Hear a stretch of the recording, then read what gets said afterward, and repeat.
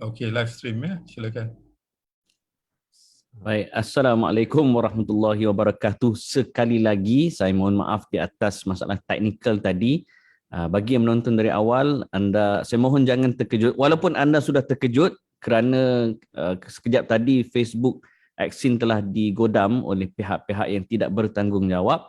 Namun demikian, alhamdulillah masalah itu dapat diselesaikan. Kita telah berjaya mencipta link baru ataupun pautan baru pada malam ini.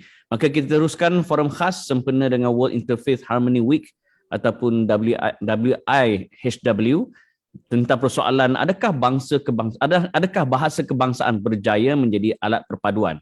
Saya ucap terima kasih kepada Insinyur Tuan Jamaluddin di atas ucapan alat-aluan tadi, dan saya nak terus perkenalkan panel-panel kita, iaitu yang pertama sekali kita ada Yang Berhormat Dr. Mazli Malik, mantan Menteri Pendidikan, pastinya ahli Parlimen Simpang Renggam. Apa khabar Yang Berhormat?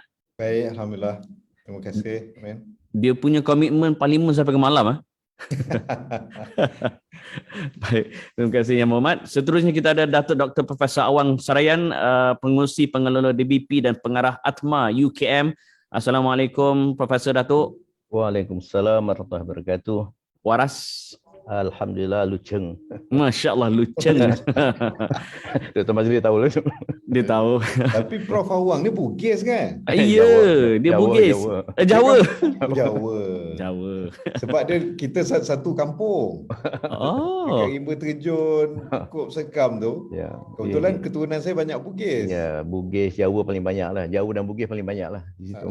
Ini sedikit bukti kecil kita ada perpaduan melalui bahasa kebangsaan. Ya, Tapi kita nak dengar juga daripada Datuk Profesor Emeritus Dr. Teo Kok Siong, fellow utama kita di UKM. Apa khabar Profesor Datuk? Ya, baik. Segar molek. Very bos. Oh, baik heboh. Ini bukti perpaduan Kelantan. Mahming. Baik, kita punya format pada malam ini, saya akan persilakan setiap panel untuk membentangkan idea masing-masing. Daripada panel pertama, kedua dan ketiga, setiap panel diberikan masa 15 minit dan selepas itu akan disusuli dengan sedikit soal jawab. Kemudian kita akan sambut soalan daripada penonton-penonton di Facebook dan kita akan kita akan tutup dengan penggulungan daripada semua panel. Dan kepada yang menonton di Facebook, mohon tag kawan-kawan seramai yang mungkin supaya ramai mendapat manfaat dan faedah. Dan pada anda yang menonton, tolong komen anda dari mana dan bagi tahu clear atau tidak suara kami supaya kita tak short sendiri. Okey? So kalau anda dari Ampang, komen Ampang clear, daripada situ kita akan tahu. Okey, maknanya program ni berjalan dengan baik. Tanpa melengahkan masa, saya persilakan mantan Menteri Pendidikan Yang Berhormat Dr. Mazli Malik untuk membentangkan idea adakah bahasa kebangsaan berjaya menjadi alat perpaduan. Ini saya kira eksklusif kerana beliau pernah merasai dunia sebenar sebagai Menteri Pendidikan. Ya Berhormat, tanpa melengahkan masa, dipersilakan. Okey, terima kasih Tuan Amin. Assalamualaikum warahmatullahi wabarakatuh.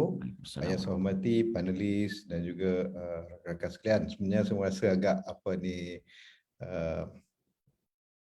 rendah diri apabila bersama dengan tokoh-tokoh yang tersohor seperti Datuk Profesor Awang Sarayan, Profesor Teo yang lebih dikenali di dalam bidang ini, dan juga dengan Insinyur Jamaluddin juga. Jadi saya rasa begitu gembira, begitu dihargai turut diundang sama membincangkan isu yang agak besar, isu berkaitan dengan bahasa Melayu, bahasa kebangsaan, berkaitan perpaduan, berkaitan kesatuan bagi negara itu sendiri. Jadi sama ada kita sedar ataupun tidak, di sini ada dua isu utama. Pertama, bahasa kebangsaan ataupun bahasa Melayu itu sebagai identiti kita sebagai rakyat Malaysia. Dan yang keduanya, isu berkaitan dengan perpaduan. Persoalan yang dibawa, adakah berjaya bahasa itu menjadi salah satu faktor kepada kesatuan dan perpaduan. Kita lihat sejarah negara Malaysia ini, negara kita tidaklah terlalu muda dan tidaklah terlalu tua berbanding dengan negara-negara lain. Ada beberapa negara yang muncul bersama kita selepas ataupun sebelum, mungkin senggang waktunya sedekad dua ataupun beberapa tahun, mempunyai pengalaman yang berbeza. Di sini, dua isu ini juga menjadi antara cerita mereka. Dan bila kita bincangkan itu, termasuklah negara-negara moden yang terbentuk hasil dari sama ada perpecahan negara bangsa yang telah hadir sebelum itu ataupun negara yang terbentuk hasil daripada cantuman negara-negara bangsa yang berbeza sebelum itu.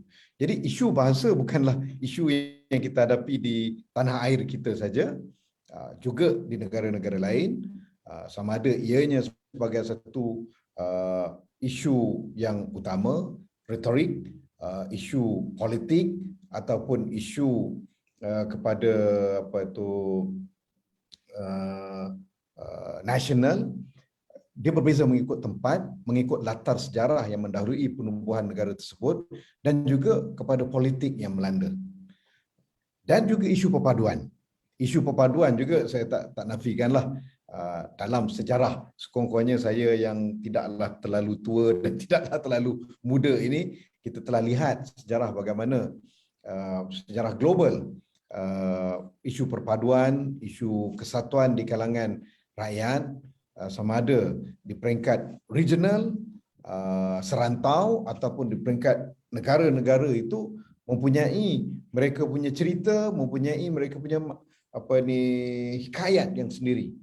Contohnya di negara mantan Yugoslavia berlaku perpecahan peperangan, negara-negara Afrika contohnya, negara-negara di Asia Tengah, tidak kurang juga negara-negara Arab dan lain-lain lagi, di Lebanon, di mana semua. Dan begitu juga kita lihat di Malaysia ini, isu ini merupakan ongoing proses. Kita mempunyai contohnya negara jiran seperti Indonesia dan juga Thailand contohnya. Mereka mempunyai pendekatan sendiri. Satu bahasa itu walaupun kepelbagaiannya, tetapi mempunyai satu bahasa yang standard yang diikuti. Indonesia ataupun di di Thailand, atau mungkin kalau kita boleh bawakan juga di Filipina salah satu. Tetapi ada juga yang mempunyai pendekatan yang berbeza. India contohnya dengan bahasa yang pelbagai dan sebagainya, mereka mempunyai bahasa yang berbeza untuk urusan yang berbeza. Ya, walaupun ada bahasa kebangsaan yang pelbagai. Dan begitu juga kalau kita lihat di Singapura, contoh yang menarik. Walaupun yang termasuk dalam bahasa kebangsaannya bahasa Melayu untuk urusan dengan lagu kebangsaan dan lain-lain lagi, tetapi kita lihat bahasa yang mereka gunakan secara meluas dan rasmi itu bahasa Inggeris itu sendiri. Jadi Malaysia ini sama ada kita mahu ataupun tidak mahu, walaupun kita ada mempunyai perlembagaan yang menjamin tentang bahasa Malaysia sebagai bahasa kebangsaan, bahasa yang utama, kita punya polisi dasar yang pelbagai. Tadi Saudara Amin sebutkan tentang pendidikan, dasar pendidikan yang jelas tentang bahasa semua. Tetapi bila kita pergi on the ground, bila kita pergi kepada reality, dia agak berbeza. Tadi beberapa contoh dibawa oleh Insinyur Jamaluddin menunjukkan beberapa insiden-insiden yang agak menarik untuk kita bincangkan. Begitu juga di peringkat universiti, di peringkat. Jadi di sini kita lihat kita perlukan kepada satu debat terbuka berkaitan isu bahasa ini. Itu yang pertama. Bila yang kedua, isu perpaduan, saya kira bahasa semata-mata tak cukup untuk menyatukan. Kita mempunyai beberapa negara yang mungkin berbahasa dengan bahasa yang satu, tetapi mereka berpecah dan berperang. Negara-negara Arab contohnya. Di Lebanon, di mana mereka gunakan bahasa yang sama, tetapi kepuakan itu menyebabkan mereka tidak berpadu. Jadi perpaduan itu memerlukan lebih daripada bahasa. Kan? Kadang yang agama yang sama, bahasa yang sama, etnik yang sama juga turut berperang, turut berpisah. Korea contohnya, utara dan selatan, bahasa yang sama tetapi turut terpisah. Tetapi ada negara yang kita lihat bahasa yang sama berpadu seperti Jepun contohnya. Jadi isu-isu seperti ini satu yang menarik untuk dibincangkan dan perlu kita melakarkan satu hala tuju untuk masa depan negara itu sendiri berkaitan isu perpaduan. Dan bila sebut isu perpaduan dan isu bahasa, ia terkait dengan pendidikan. Itu kita tak dapat larilah. Dan berhubung isu ini, saya rasa kita jelas dasar pendidikan kita, perlembagaan kita, dan juga polisi-polisi berkaitan dengan pendidikan kita yang terkait dengan bahasa Melayu, bahasa kebangsaan. Ini ada saya tulis di dalam buku saya, memory bukan bukan memoir, yang panjang lebar saya bicarakan tentang isu bahasa itu sendiri. Jadi saya rasa itu mungkin permulaan daripada saya, dan saya sebenarnya lebih suka untuk mendengar Prof Teo dan juga Prof Dato' Awang Sarian. Terima kasih. Baik, terima kasih Muhammad Dr. Mazli. Di antara talking point yang saya dapat ialah perlu ada debat terbuka, satu, dan yang kedua, it is an ongoing process. Ya, betul? It is an ongoing process, dan of course sudah pasti ada di sana ruang-ruang yang perlu diperbaiki, ada ruang-ruang yang perlu diperkemaskan, dan kita akan dengar pula pembentangan yang kedua. Tadi kita dengar ada mungkin Amin tertinggal satu perkara, tetapi di sana perlembagaan dan dasar dan polisi telah ada. Benar. Untuk betul. Menjaga, untuk menjadikan bahasa kebangsaan itu atau bahasa Melayu sebagai identiti kita sebagai sebuah negara bangsa. Mekanisme sudah ada. Persoalannya kita dengar pula daripada panel yang seterusnya. Tadi bagi kita dengar dia kecek Kelantan. Kali ini kita dengar dia berbahasa standard. Saya tanpa melengahkan masa, persilakan panel yang kedua, Datuk Profesor Emeritus Dr. Teo Kok Siong, Fellow Utama kita UKM. Dipersilakan Profesor Datuk. The web is yours. Terima kasih diucapkan kepada saudara Amin Idris yang bertindak selaku pemudahcara pada forum ini, dan berbanyak-banyak terima kasih kepada Tuan Haji Muhammad Jamaluddin Samsudin selaku CEO Exin yang sudi menjemput saya untuk berkongsi maklumat dan juga pandangan tentang tajuk kita, sama ada bahasa Melayu berjaya ataupun tidak sebagai alat perpaduan. Jadi saya kira bagus sekali lah kita perlu menganalisis secara kritikal. Dengan izin kita hard talk lah malam ini. Maknanya kita bersedia untuk berbincang perkara-perkara jelek secara jujur demi negara tercinta. Dan sebelum saya bercakap dengan lebih lanjut lagi, saya ingin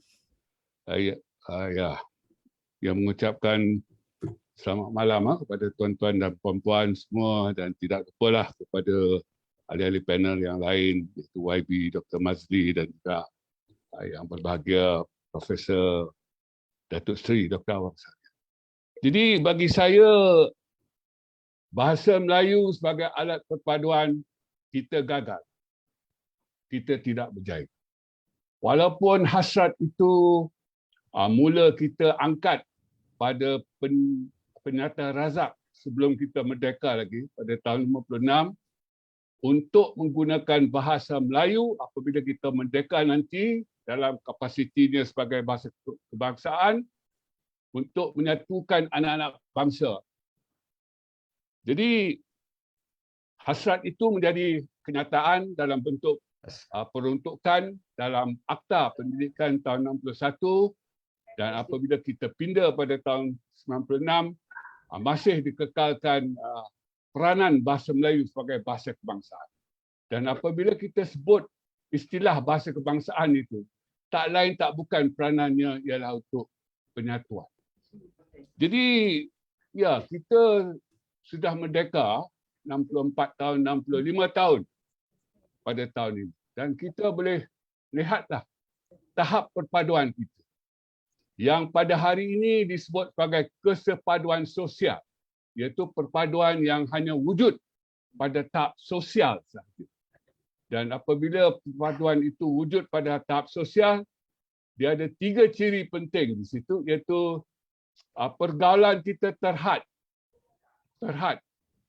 kalau kita bergaul pun itu untuk sesuatu fungsi saja. Untuk melaksanakan sesuatu fungsi, maka kita bergaul lah sekejap. Ciri kedua perkenalan kita antara Melayu, Cina dan India ni masih wujud pada zaman dahulu itu yang kita kenali sebagai kenal Cina, iaitu simpulan bahasa kenal Cina. Kenal gitu-gitu saja, tak kenal dengan mendalam. Dan kenal Cina ni tak semestinya rujuk pada Cina lah. Kalau sesama Melayu pun kalau kenal gitu-gitu saja, simpulan bahasanya kenal Cina lah. Jadi dahulu sampai sekarang, hubungan etnik kita antara Melayu, Cina dan India di Semenanjung ini terutamanya masih pada tahap kenal Cina. Jadi seterusnya saya kira yang paling dahsyat ialah kita mencurigai antara satu sama lain. Adanya defisit kepercayaan. Melayu tak percaya pada Cina, Cina pun tak percaya pada Melayu, Melayu dan Cina tidak percaya pada India, India pun tak percaya pada kedua-dua. Jadi inilah tiga ciri tahap perpaduan pada tahap sosial. Jadi saya kira kita harus lihat kembali lah mengapa kita gagal. Sedangkan bahasa mempunyai kuasa untuk menyatu padukan ummah. Ini terbukti sepanjang zaman dan di mana-mana di tempat di dunia ini. Pada zaman purba, Maharaja Shivangti telah menggunakan sistem ejaan dan tulisan yang dikongsi bersama untuk menyatu padukan puak-puak Cina yang berbahasa berbeza-beza. Jadi melalui sistem tulisan dan ejaan yang dikongsi bersama, puak-puak Cina yang tak boleh berkomunikasi sebelum itu, boleh berkomunikasi melalui bahasa tulisan. Dan dengan adanya komunikasi, maka ada persahabatan. Dan dengan persahabatan, maka bolehlah wujud perpaduan. Jadi itu zaman purba. Zaman moden kita dapat lihat di merata dunia. Apabila merdeka untuk membina negara bangsa, bahasa negara digunakan untuk menyatu padukan rakyat di dalam. Di Eropah kita sebut saja. Bahasa Itali berjaya menyatu padukan rakyat Itali. Jerman pun begitu. Dan di sebelah sini kita lihat Indonesia. Indonesia mengangkat bahasa Melayu dan memberi nama nasional, iaitu Bahasa Indonesia, untuk menyatu padukan rakyatnya yang pribumi saja, sekitar 1,500 puak yang berbeza-beza. Jadi kita dapat lihat di Indonesia, mereka berjaya untuk menyatukan puak-puak yang berbeza-beza itu. Bukan itu saja, rakyat Indonesia bangga terhadap bahasa negara mereka. Mereka sayang dan mereka taat. Dan kita lihat di negara kita. Kita lihat. Memang kita gagal. Dan apa buktinya? Polarisasi kaum yang tak dapat dinafikan bermula di sekolah. Kemudian berterusan di IPT, IPTA, IPTS dan akhirnya mantap di tempat kerja. Jadi kita lihat balik sistem pendidikan kita, khususnya pada peringkat sekolah rendah, iaitu kita menggalakkan dan membenarkan pengasingan etnik berlaku pada usia yang begitu muda. Iaitu pada waktu tadika, anak-anak kita dipisah-pisahkan, itu berterusan di sekolah rendah, dan apabila kita ingin mencantumkan mereka di sekolah menengah, nampaknya tak menjadi langsung. Adanya bukti polarisasi kaum. Jadi saya kira kita harus berjiwa besar. Kita harus lihat kembali mengapa kita gagal, sedangkan bahasa mempunyai kuasa untuk menyatu padukan manusia. Orang-orang Cina Malaysia ni 30 tahun, 40 tahun dahulu, mereka semacam bermusuh-musuhan. Ada yang Hokkien, ada yang Hailam, ada yang Hakka. Dan itu semua bahasa yang berbeza. Salah tu kalau kita kata dialek-dialek Cina. Sebab antara satu dialek dengan satu dialek yang lain ada darjah kefahamannya. Boleh faham. Tetapi antara bahasa Cina Hakka dengan Hokkien, kalau tak belajar, tak faham. Jadi, ya dahulu semacam ada permusuhan. Tetapi saya kira mungkin selepas tamatnya Perang Dingin itu pada tahun 89, kemudian tahun 90 begitu. Orang-orang Cina Malaysia ini mengajar bahasa Mandarin kepada anak-anak sebagai bahasa ibunda. Dan sekarang boleh dikatakan budak-budak muda ni mereka pun tak tahu bahawa mereka itu puak Hokkien ke Hakka ke dan sebagainya. Sebab mereka semuanya bertutur dan diajar dalam satu bahasa, iaitu bahasa Mandarin. Jadi kita dapat lihat pada hari ini orang-orang Cina Malaysia ni lebih bersatu padu daripada dahulu. Ini tak dapat dinafikan kerana melalui bahasa Mandarin. Jadi bahasa ini memang ada kuasa untuk menyatu padukan manusia. Dan saya kira kita perlu sangat-sangat lihatlah mengapa kita gagal. Sedangkan ianya berjaya di Indonesia. Di Indonesia mungkin ada faktor lain sebab petua mereka untuk membina negara bangsa manusia Indonesia ialah asimilasi. Kita gunakan integrasi. Jadi kita tuai apa yang kita tanamlah. Maknanya hasilan ataupun outcome integrasi ialah macam kita dapat lihat di Malaysia lah. Sebab integrasi ini membenarkan mereka yang bukan asal boleh terus hidup sebagai bukan asal walaupun dalam kehidupan nasional. Di Malaysia kita tengok orang Cina boleh mengadakan sistem pendidikan dalam bahasa ibunda mereka. Dan kita saja memberi nama itu sekolah vernacular. Sedangkan nama rasminya ialah sekolah kebangsaan, sekolah negara, walaupun jenis kebangsaan, ala kebangsaan. Jadi saya kira kita perlu lihat kembali mengapa kita gagal sedangkan ia berjaya di tempat lain. Barangkali saya berhenti di situ dahulu. Saudara, terima kasih.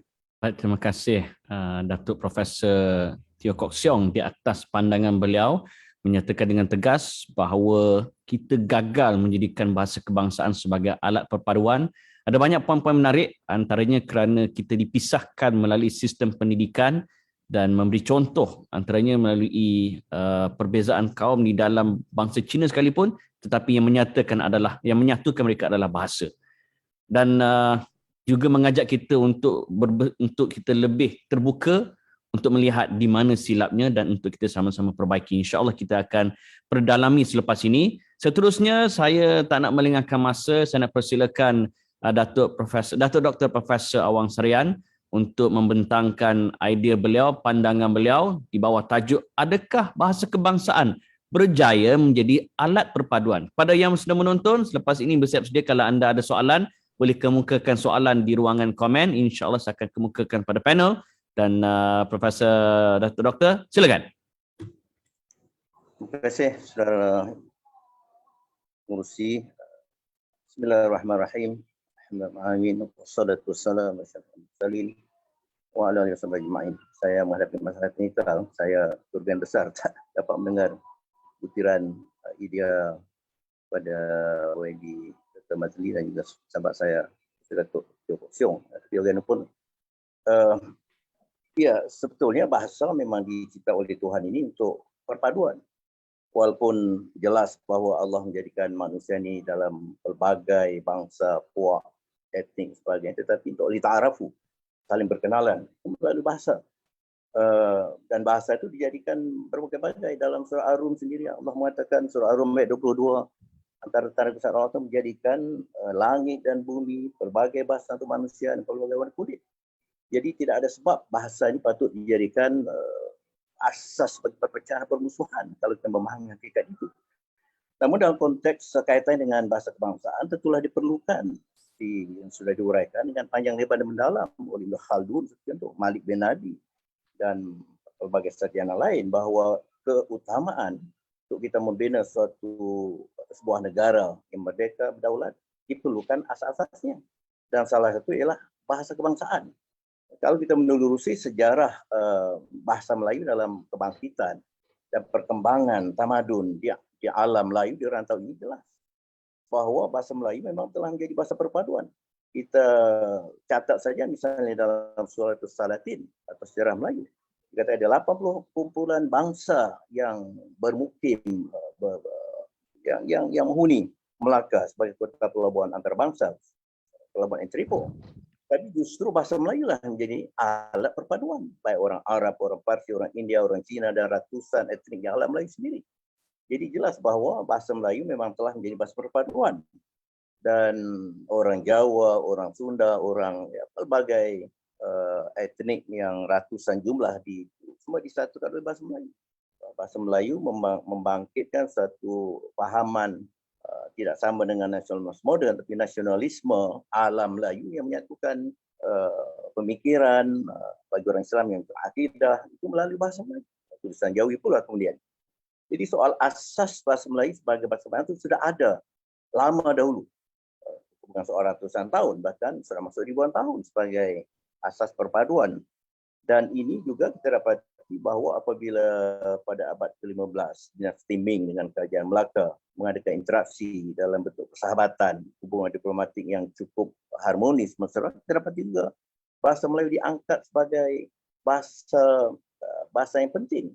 Istana Maria Cina itu bahkan ditubuhkan Akademi Bahasa Asing, dan bahasa Melayu satu daripada bahasa yang diiktiraf sebagai bahasa bagi mewakili alam Nusantara, alam Melayu. Jadi itu ya kita bukan soal nak meletak anak panah ke belakang untuk bernostalgia, tetapi artinya potensi dan bukti bahasa Melayu sebagai bahasa kebangsaan dengan arti kata bahasa penyatuan sudah wujud. Dan oleh sebab itulah kalau kita kaitkan dengan soal konteks zaman moden, jadi seperti kata almarhum Tun Abdul Rahman Putra dalam ucapan kemerdekaan, bahasa kebangsaan itu sebagai roh bagi jasad. Andai kata bahasa kebangsaan tidak ada, maka samalah negara itu ibaratnya dengan jasad tanpa roh. Demikian penting bahasa kebangsaan. Bahasa, pancaran pandangan alam atau pandangan sarwa atau worldview, juga asas pemikiran, asas ilmu, pokoknya menjadi tonggak tamadun. Dan dalam konteks pembinaan negara baharu, negara waktu Sultanah Melayu, kemudian Malaysia sejak tahun 63, kita meletakkan bahasa Melayu sebagai asas pembangunan negara. Pembangunan termasuk soal perpaduan. Dan kita perlu ingat bahawa bahasa kebangsaan dinobatkan sebagai bahasa kebangsaan, bahasa pengantar utama pendidikan, itu atas asas bahawa bahasa Melayu telah memang sejak ribuan tahun menjadi bahasa yang berperanan, baik soal perpaduan, soal ilmu,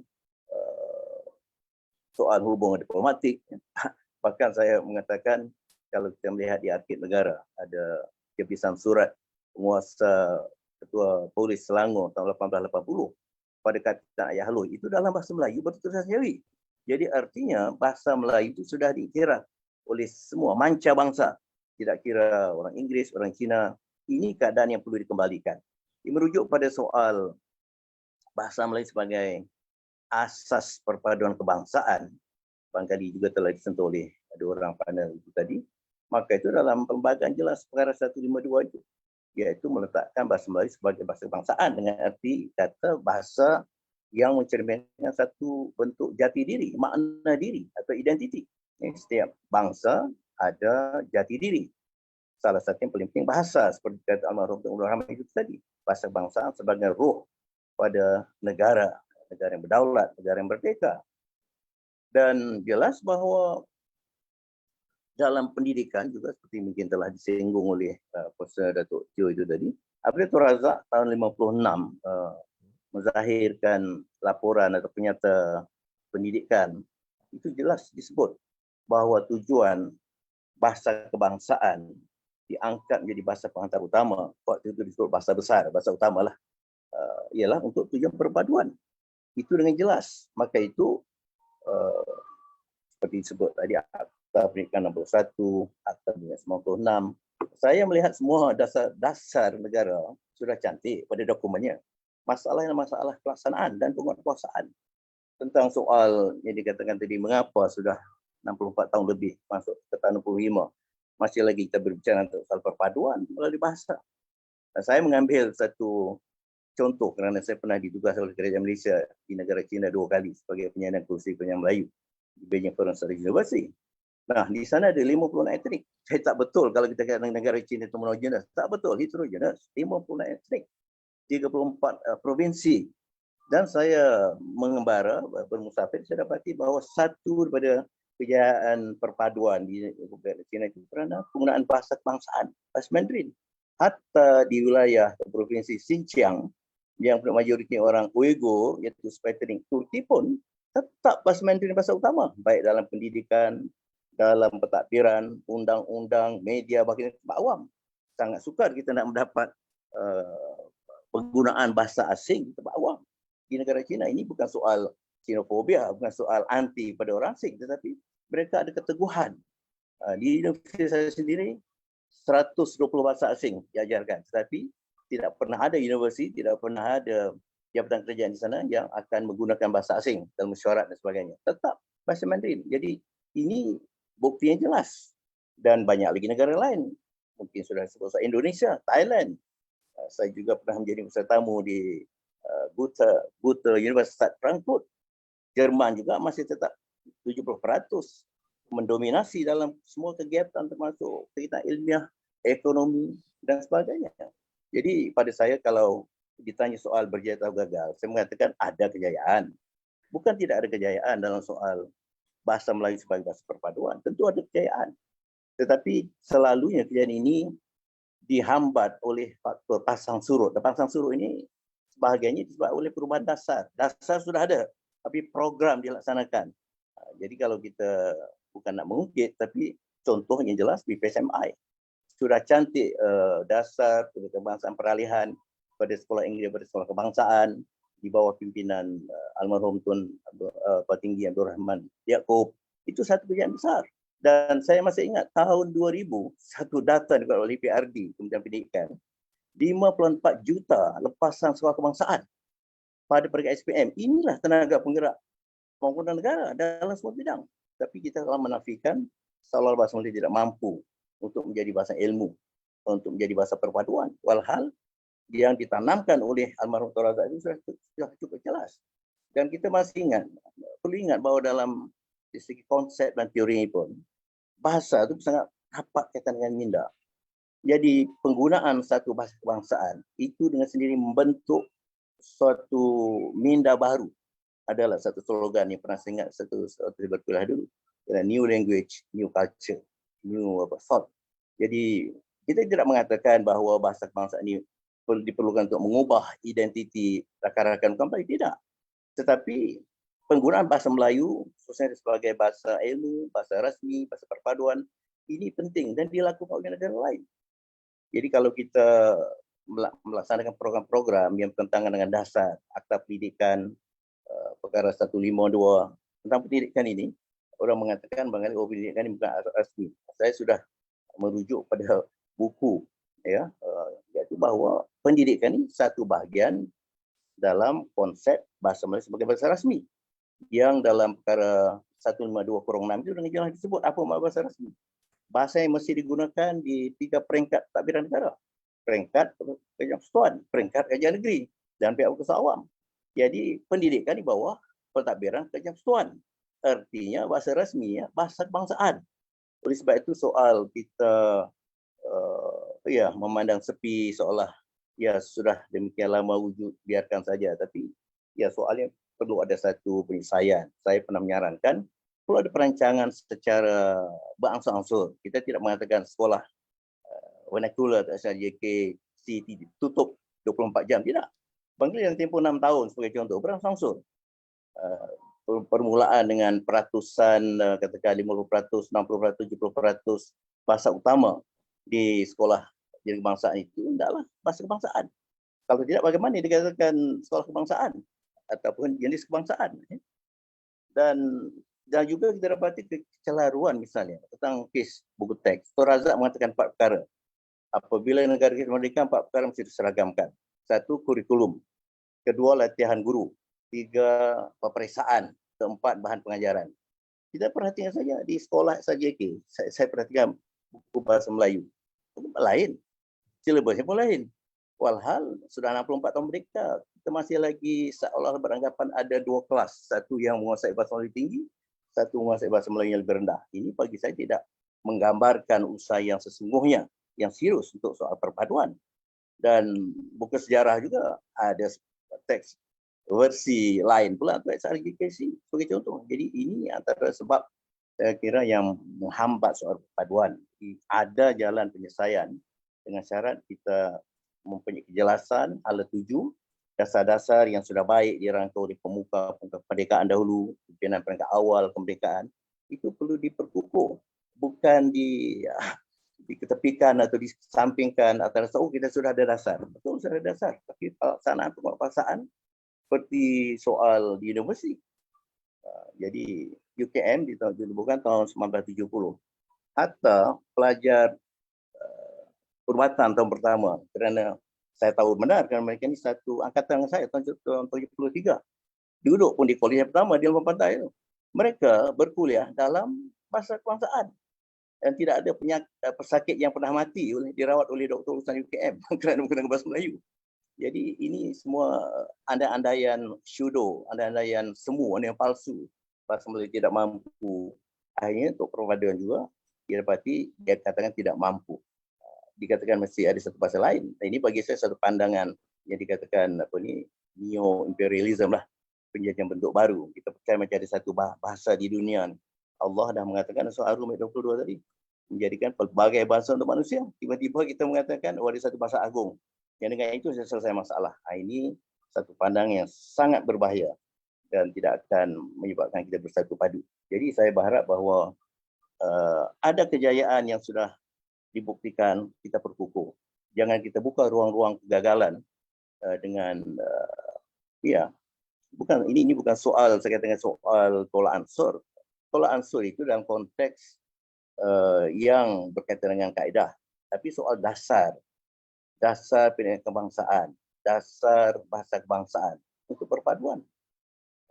Saya katakan tadi, di negara yang pernah saya lawati dan juga ada hubungan kerja rasmi, Belanda sendiri. Belanda, Profesor mengatakan, apa masalah kamu? Belajar bahasa Inggeris dari tadika, tak juga menguasai bahasa Inggeris. Kami di Belanda mulai secondary, sekolah menengah. Jadi ini tentu ada masalah teknikal. Masalah kalau kita kaji sampai sekarang ni guru bahasa Inggeris yang tidak cukup, yang bukan option bahasa Inggeris, masih banyak lagi mengajar di sekolah. Inilah latihan guru.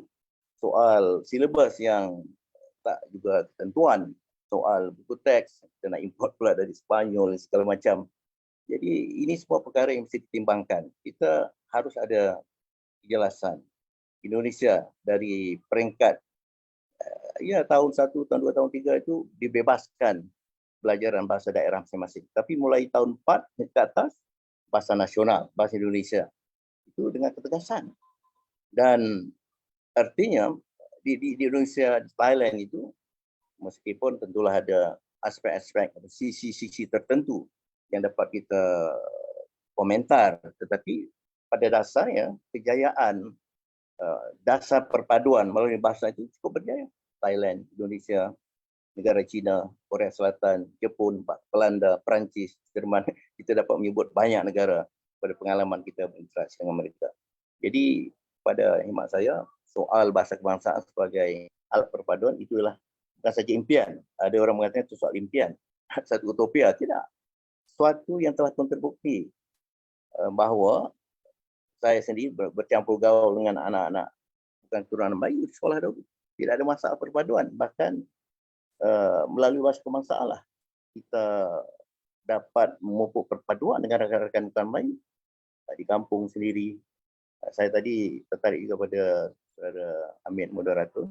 Betul, pengalaman saya juga banyak kali berkhidmat di Sabah Sarawak. Bahasa Melayu itu menjadi bahasa penyatu daripada puluhan. Di Sabah ada 50 lebih, di Sarawak ada 30 lebih kompleks etnik. Jadi oleh sebab pelbagai bahasa Bidayuh, Murud, Tadazan dan segala macam, maka mereka menggunakan bahasa Melayu sebagai bahasa komunikasi. Ini suatu asas yang sudah ada yang patut dikembangkan juga dalam masyarakat keseluruhannya. Saya tidak soal menolak orang bersatu dalam dialek. Dialek juga sebahagian daripada bahasa. Tetapi itulah artinya kita harus kembali pada dasar. Dasar ada cantik, tapi jangan kita himpah hati soal dasar cantik pada dokumen. Tapi pelaksanaan, penguatkuasaan. Dan jangan diganggu dasar-dasar yang sudah baik dengan tentang soal bahasa Melayu, bahasa perpaduan di peringkat IPT tahun 95 ada arahan supaya kuliah surat kritikal dalam bahasa Inggeris. Mengapa dia demikian? Walhal kerajaan sih sampai menentukan tahun 83, masih ingat, masih tercatat dalam dokumen kerajaan. Tahun 1983 ditetapkan sebagai permulaan penggunaan bahasa Melayu sebagai perkuliahan universiti. Tapi kemudian kita patah balik. Jadi ini selalu saya kaitkan dengan dongeng Sisyphus. Kerja kita ni menolak batu atau bukit, dah hampir berjaya batu melirit, ada dewa menekal lagi ke bawah. Itu tak habis-habis kerja kita dalam soal bahasa kebangsaan, pendidikan kebangsaan.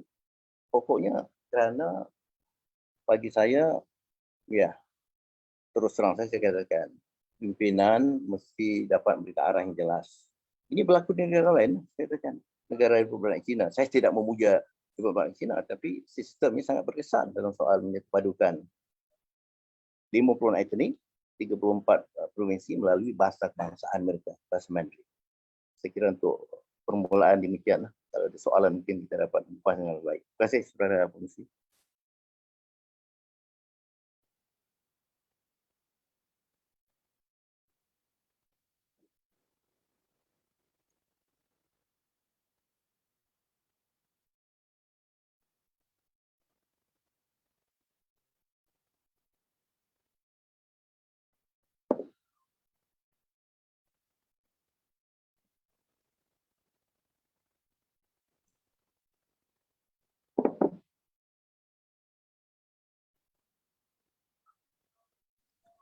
Terima kasih kepada Profesor Dr. Awang di atas pandangan dan juga pendirian beliau menyatakan bahawa historically secara sejarah ada terbukti bahawa bahasa berjaya menyatukan kepelbagaian bangsa dalam negara kita.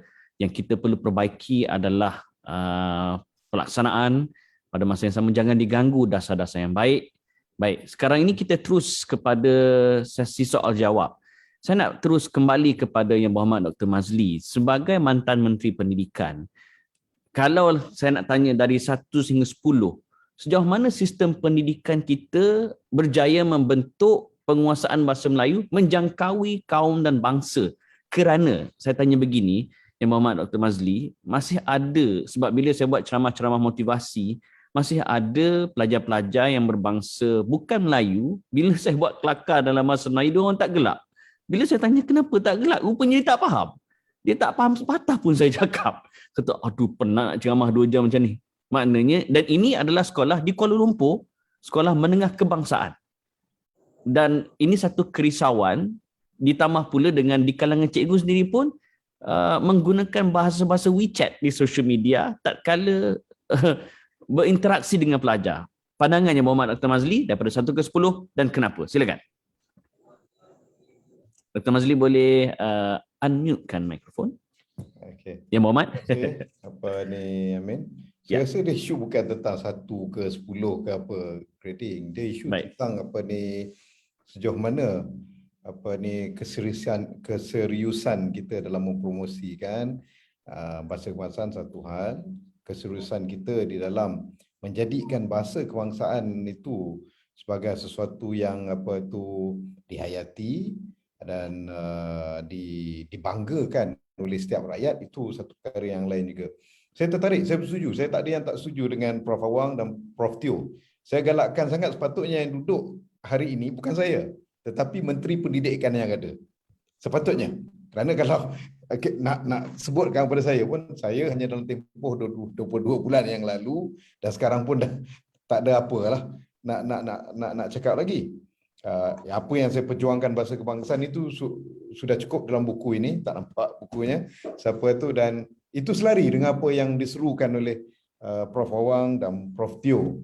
Tetapi kalau kita lihat, amat cantik jika dibawakan Menteri Pendidikan sendiri untuk berada di sini supaya dapat langsung diajukan pandangan mereka. Dan begitu Menteri Pendidikan Tinggi. Tadi Prof. Awang bawa isu tentang di pendidikan tinggi dan sebagainya. Kita lihat bahawa Prof. Awang sebagai pengerusi DBP itu mempunyai suara yang besar tu. Jadi kalau boleh kita mau bukan sekadar mengaum di dalam ruang ruang FB kita yang sempit ini dan kemudian di hijack dengan pelbagai gambar-gambar tadi, tapi mengaum di luar itu. Kerana apa tu? Teruskan. Okey, kerana kalau kita lihat dari segi political will-nya, kerajaan yang ada sekarang ini mempunyai political will yang lebih besar. Kerajaan Melayu Islam dan lagi pula bagi pihak pembangkang memberikan MOU. Inilah waktunya. Apa yang disebutkan tadi, inilah waktunya. Itu yang pertama. Dan yang kedua, kalau kita lihat sebelum ini pun, dalam tempoh sebelum Pakatan Harapan 22 bulan itu, kita punya waktu yang panjang sebenarnya untuk apa saja impian, bukan impian tadi, apa saja yang ingin dibawakan oleh Prof. Awang dan Prof. Teo itu patut dilaksanakan.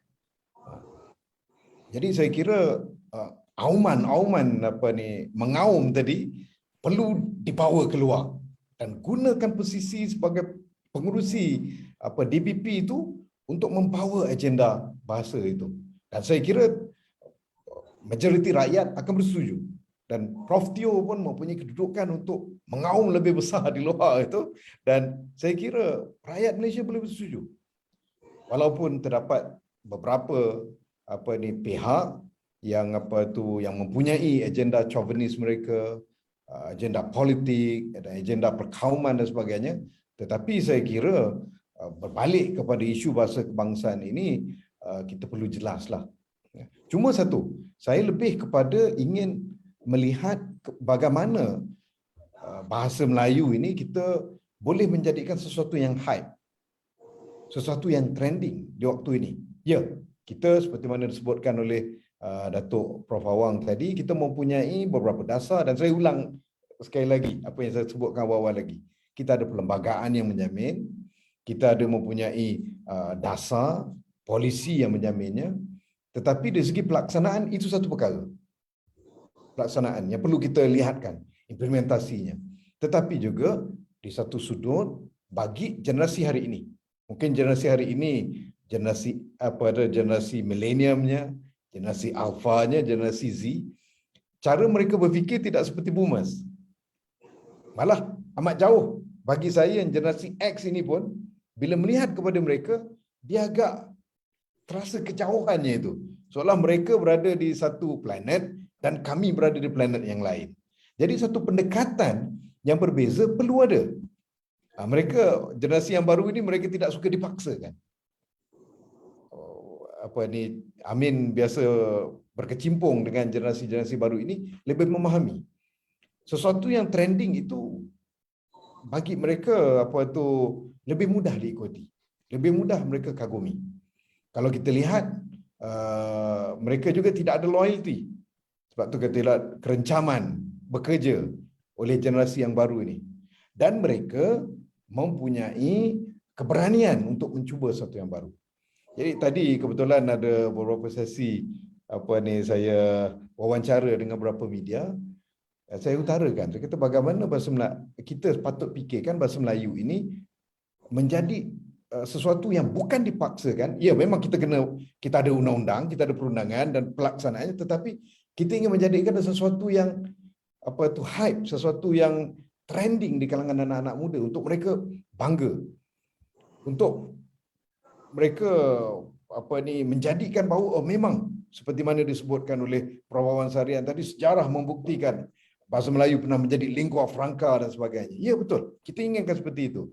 Tetapi jika kita paksakan dan anak-anak muda ini yang menjadi masa depan negara kita, mereka yang akan mencorakkan identiti masa depan tidak menyambutnya, dia takkan jadi juga.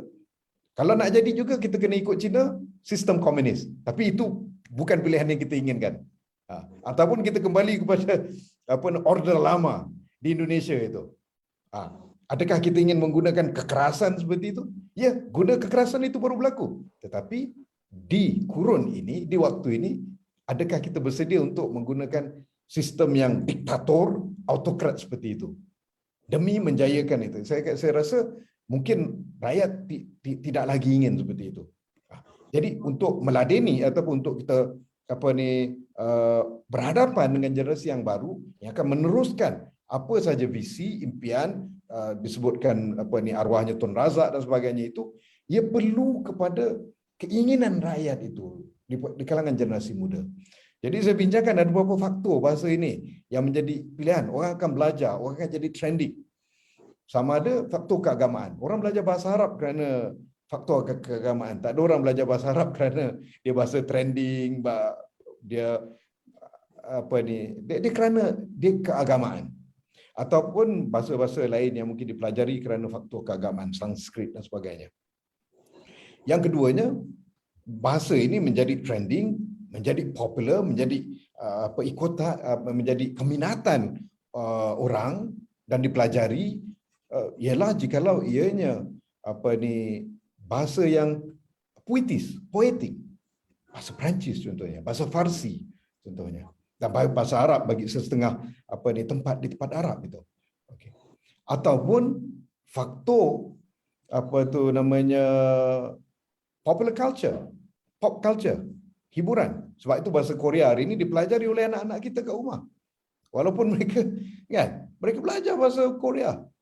Saya agak terkejut bila di Pustakaan Selangor tu kita anjurkan kelas bahasa Korea, ramai yang ikutnya. Kerana apa? Trending, global trend. Ataupun yang keempatnya, ianya bahasa ekonomi. Adanya imbuhan ekonomi untuk kita belajar. Kalau belajar menguasai contohnya bahasa Inggeris, mudah dapat kerja, mudah naik pangkat, peluang gaji lebih tinggi, ataupun boleh berniaga. Mempelajari bahasa Mandarin, lebih mudah untuk berniaga, lebih mudah untuk pasaran dan sebagainya. Di sini, di mana kita ingin letakkan bahasa Melayu ini dalam tujuan kita mempopularkan, tujuan kita untuk menjadikan dia sesuatu yang rakyat hendakkan. Mungkin kita terpaksa pergi yang kelima lah, kita gunakan ruang perundangan, kita paksakan, kita kuku besi kan, seperti mana China berjaya, seperti mana order lama itu lakukan, ataupun di Thailand juga melakukan pendekatan yang awalnya begitu keras. Tetapi itu mungkin tidak lagi valid ataupun tidak lagi sesuai untuk generasi yang muda ini. Malah mungkin akan disambut dengan penentangan oleh mereka. Jadi di ruang mana, mungkin ada ruang yang keenam yang boleh kita fikirkan supaya bahasa ini menjadi sesuatu yang popular, sesuatu yang diterima, sesuatu yang kalau tak cakap bahasa Melayu ni kita rasa malu. Kan? Di kalangan generasi muda. Sebab kalau generasi tua ialah akan berlalu dalam tempoh yang tidak lama lagi. Tapi generasi muda, kita boleh katakan, terapkan melalui pendidikan dan sebagainya. Ya, saya setuju. Memang saya setuju 100%. Tadi disebutkan tentang, kita perlu ada perancangan supaya satu sistem. Tetapi political will itu di mana?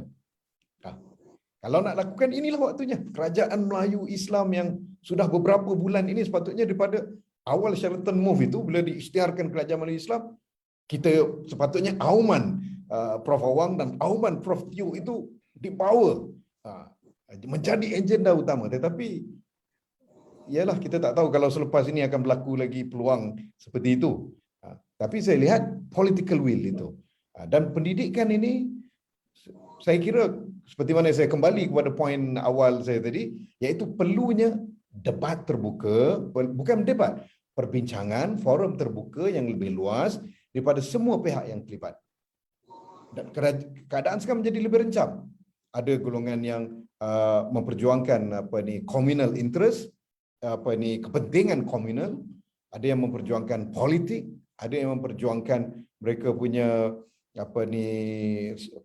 perjuangan tertentu. Jadi kita perlu ada konsensus nasional di dalam isu ini. Sekarang ini tidak ada konsensus nasional. Kita tidak ada perbincangan yang begitu luas, perbincangan yang begitu telus daripada semua pihak terlibat untuk isu ini. Sebab itu saya ingat lagi antara usaha yang saya pernah lakukan ialah kita lakukan jawatankuasa dasar pendidikan negara yang ditubuhkan, wakil yang pelbagai. Antara isu di dalam itu dibincangkan isu perpaduan, yang mana indeks perpaduan kita semakin teruk dari hari ke hari, bukan hanya dalam sektor sosial, malah dalam sektor pendidikan dan dalam segala bentuknya. Dan yang keduanya, isu bahasa juga disebutkan. Jadi mungkin dan kita tak nampak kesungguhan kerajaan yang ada ini untuk melihat kembali tentang isu inilah. Isu perpaduan tidak dibincangkan, mungkin sibuk pandemik dan sebagainya, dan isu bahasa juga tidak disentuh. Ya. Minta maaf Pak, panjang sangat.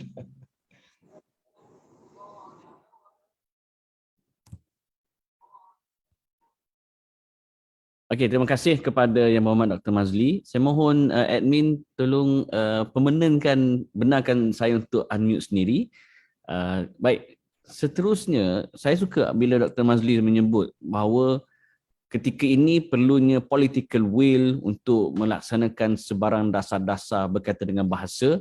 Kali ini saya nak pergi kepada Profesor Dr. Teo, sebab bila Dr. Mazli berkongsi pandangan-pandangan beliau, terlintas dalam fikiran saya kepada Dr. Teo, mengapa generasi lama bukan dari bangsa Melayu tetapi mahir menulis Jawi.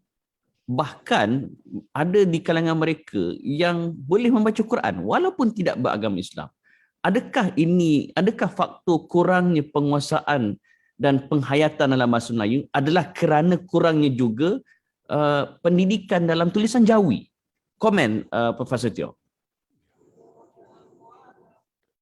Ya, saya kira yang bukan Melayu mahir dalam tulisan Jawi itu adalah kerana mereka ke sekolah Melayu dahulu. Contohnya mendiang bapa saya, dia boleh baca dalam Jawi dengan lebih baiklah daripada Rumi. Jadi ya, di mana-mana pun yang bukan Melayu mahir dalam Jawi adalah kerana mereka belajar di sekolah Melayu, sekolah kebangsaan. Dan pertanyaan Saudara Amin tentang penguasaan dan penghayatan pada masa ini, saya kira yang penting di sini kita harus lihatlah orientasi belajar bahasa Melayu. Jadi kita dapati secara umumnya mereka yang bukan Melayu ini belajar bahasa Melayu atas orientasi instrumental, iaitu keperluan syarat lulus kerana ia mata pelajaran wajib lulus untuk lulus satu peperiksaan awam.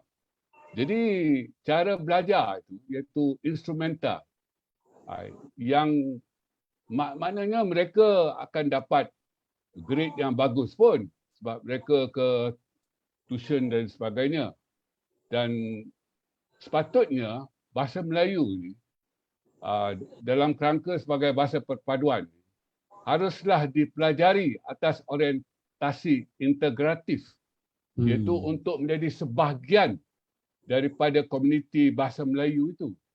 Maknanya perlu belajar bahasa Melayu itu bukan sebagai syarat untuk lulus peperiksaan. Bahasa Melayu perlu dipelajari dengan sebaik mungkin untuk menjadi sebahagian daripada komuniti bahasa Melayu.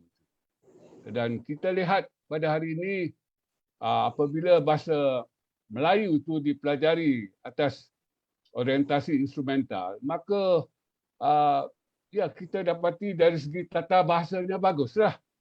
Tetapi dari segi budi bahasanya tak ada. Sebagai contoh yang bukan Melayu, misalnya anak-anak Cina bercakap dengan cikgu. Cikgu, semalam saya lihat kamu di supermarket. Perkataan kamu di situ. Jadi dari segi tata bahasa, saya kira tak ada apa salah je pun. Tetapi dari segi budi bahasa, banyak salah tu. Kan? Memanggil cikgu dengan kata ganti orang kedua, apa kamu. Jadi saya kira kita harus lihat baliklah, iaitu pengajaran dan pembelajaran bahasa Melayu itu. Bagi saya harus bersifat integratif. Maknanya kalau integratif, pada masa yang sama, mereka juga akan dapat keuntungan instrumental itu. Maknanya mereka akan lulus dengan baik jugalah. Sekarang kita lihat mereka belajar bahasa Melayu dengan begitu gigih dan dapat grade yang bagus. Lepas itu, maaf cakaplah, dipersetankan bahasa Melayu. Jadi saya kira kita harus lihat kembalilah cara mengajar dan belajar bahasa Melayu. Harus atas orientasi integratif, bukan instrumental semata-mata. Terima kasih Profesor Teo. Pandangan yang kritikal khususnya dari sudut belajar dan mengajarkan bahasa Melayu. Okey, baik. Profesor Datuk Dr. Awang, saya ingin kemukakan soalan dari penonton itu di sini dikemukakan dalam komen Facebook, komen Zoom. Nampaknya tidak ada political will untuk menyatukan sistem pendidikan kebangsaan. Adakah ada peranan Majlis Raja-Raja untuk memberi political will kepada ahli-ahli politik yang merupakan eksekutif di dalam sistem pentadbiran negara kita? Profesor Datuk, silakan. Baik, terima kasih. Ya, saya sendiri menilai bahawa soal keazaman politik atau dikatakan political will itu masih pada tahap yang rendah. Ya, jadi pemupukan, ini bukan soal pemupukan pada biasa disalahkan anak-anak muda. Bagi saya bukan saja muda, yang mantan muda pun banyak seolah tidak faham tentang dasar kenegaraan, dasar kebangsaan. Kadang-kadang dasar kenegaraan, dasar kebangsaan sebenarnya jadi hanya modal politik, sementara modal musiman untuk tujuan tertentu. Tapi pemupukan, saya tidak percaya bahawa soal negara Republik China itu berjaya soal sistem komunisme. Sistem negara China menurut pengalaman saya sudah jauh daripada komunisme, ideologi saja, tapi soal ekonomi saja, kapitalis yang sebesar-besarnya. Setiap minggu dalam China Daily itu diumumkan siapa hartawan yang paling kaya setiap bulan, contohlah. Tapi pada saya soal political will tadi itu berlaku di negara-negara yang mempertahankan jati diri. Tolaklah katakan RRC itu komunis, tapi apa hal dengan Jerman, Belanda, Perancis dan sebagainya yang tidak pun menganut pahaman komunisme. Tetapi kerana azam politik itu tadi, menyadari bahawa dasar negara itu merupakan acuan. Kita sudah merupakan acuan. Dalam dulu dikatakan ada tonggak, 9 tonggak dalam maju dalam acuan kita sendiri. Kita memandang look is policy, dasar pandangan timur, tapi bagaimana Jepun memajukan bangsa dengan bahasanya itu tidak kita pelajari. Mungkin kita pelajari aspek yang lain saja.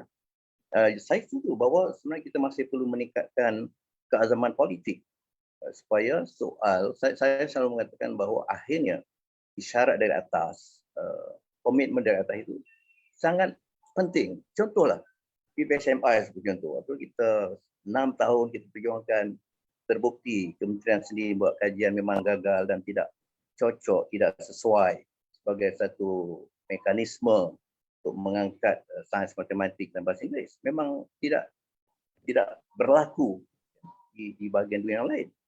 Dan apabila pemerintah sendiri mengubah atau memasukkannya, maka dengan sendirinya kita dapat kembali kepada pelaksanaan yang lebih wajar. Ya, itu saya setuju. Tapi saya juga, kerana ini forum kan, saya kira soal yang ditimbulkan oleh Yang Berhormat, saya suka katakan Yang Berhormat. Saya menyarankan kepada orang lain, kita ubah ada Yang Berhormat lah. Jadi berasa lebih rapat dengan rakyat. Iaitu bahawa soal bahasa Melayu sekarang, juga maka itu dalam pelan strategi di BP 21-25, diletakkan tumpuan pada bahasa Melayu sebagai bahasa ekonomi. Itulah tujuannya supaya bahasa Melayu itu nampak berfungsi bagi kehidupan, bagi keperluan masyarakat, keperluan rakyat, keperluan seluruh sektor, ya, dan untuk mendekatkan dan juga menyantuni golongan muda terutamanya, maka Dewan Bahasa Pustaka pun setiap tahun, saya kira secara intensif sejak tahun 20, sebenarnya sejak lama dulu pun sudah kita menyajikan bahan ilmu, bahasa, perumahan bahasa, sastra dan bahan ilmu dalam bentuk media elektronik. Tetapi sekarang sudah secara lebih pesat, intensif, dan bagi mereka yang mengikuti laman Facebook Dewan, mengikuti Twitter Dewan, mengikuti YouTube Dewan dan pelantar jendela DBP, saya kira masyarakat antarabangsa pun sudah terpegun dengan usaha kita untuk memasyarakatkan bahasa sastra dan ilmu dalam bahasa Melayu kepada masyarakat. Dan ini saya kira saya setuju bahawa kita mesti berusaha menyantuni dan memenuhi keperluan masyarakat. Maka itu gerakan untuk memasarkan dalam tanda kutip bahasa sastra dan ilmu bahasa Melayu itu melalui media yang dapat memikat, memukau golongan muda terutamanya. Itu saya kira memang strategi yang sangat penting. Jadi demikian juga soal bahasa Melayu tidak boleh hanya dilihat soal sastra, budaya gitu saja, tetapi budaya sains sebagai contoh, budaya teknologi dan ekonomi. Inilah saya kira tumpuan yang sekarang kita tegaskan supaya bahasa Melayu itu tidak hanya dilihat sebagai satu fakta sejarah, tapi bahasa yang menyumbang kepada perkembangan tamadun serantau dan antarabangsa. Saya selalu bercakap tentang soal globalisasi berlaku sambil satu arah dari barat ke timur. Sumbangan timur ke barat atau ke dunia itu seakan-akan tidak tampak dan sangat minimum. Inilah melalui kita memperkaya bahan ilmu, sastra kita dalam bahasa Melayu, teknologi dalam bahasa Melayu, saya kira kita dapat menyumbang melalui gagasan kearifan tempatan ataupun local wisdom melalui pelbagai saluran media. Dan ini bagi saya sumbangan yang penting, bukan sekadar untuk mengembangkan bahasa, tapi mengangkat bahasa sebagai wasilah, wadah bagi ilmu-ilmu kearifan kita itu dapat disumbangkan kepada dunia. Ini saya kira cabaran besar dan marilah kita bersama ke arah itu. Masih ada strategi dan kesedaran mau ke arah itu. Jangan pula kita musim-musiman sifatnya. Saya melihat banyak kes perjuangan kita ni musiman sifatnya. Jadi saya dan soal mengaum ni saya kira dari zaman mahasiswa sudah mengaum lah. Walaupun gigi harimau sudah mula rongak. Tapi saya kira kita mengaum dan banyak kali juga kita cedera sebenarnya. Tapi itu tak payah kita ceritakan. Soalnya kita ikhlas untuk menyampaikan pandangan dan perjuangan ini kerana ada kepentingan. Betul, saya kata saya mengaku saya ada kepentingan. Apa kepentingan saya? Untuk memastikan dasar-dasar negara itu dilaksanakan bagi tujuan kestabilan, perpaduan, keharmonian dan memajukan negara. Itu kepentingannya. Terima kasih banyak. Baik. Terima kasih Profesor Datuk Dr. Awang Sarian. Dan untuk yang terakhir, saya akan pohon dari setiap panel. Setelah kita mengemukakan inilah isu, inilah masalah, inilah soal-soal kritikal, maka apakah langkah seterusnya? Apakah solusi? Apakah cadangan? Saya nak mulakan dengan Prof. Teo dulu. Apakah cadangan daripada Profesor Datuk Dr. Teo tentang solusi di dalam kita menangani masalah ini agar sekurang-kurangnya 10 tahun akan datang kita tidak melihat situasi bahasa kebangsaan seperti mana situasi sekarang, bahkan berjaya. Kalau bukan 100% pun, separuh pun jadilah. Silakan, Prof. Ya, saya kira secara umumnya dalam hal bahasa Melayu sebagai alat perpaduan ini, kita gagal dalam proses pembentukan negara bangsa dari aspek ini. Yang itu saya kira kita pertama-tamanya harus akuilah bahawa kita gagal. Kalau kita tidak mahu mengakui hakikat ini, maka selama-lamanya ia tak dapat diatasi. Dan saya kira perkara ini berlaku di sekolah vernacular, iaitu di sekolah, misalnya sekolah Cina lah. Rata-rata lepasan sekolah vernacular Cina ni, anak-anak Cina ni, walaupun dia ajar bahasa Melayu dan bahasa Inggeris, mereka hanya fasih dan cekap dalam bahasa Cina. Jadi mereka tidak cekap dalam bahasa Inggeris, tak mengapalah. Saya kira dari segi nasionalisme, saya kira tak mengapa. Tetapi dari segi nasionalisme, banyak yang tak kena ni kalau warga negara yang tidak mengetahui bahasa negara ni.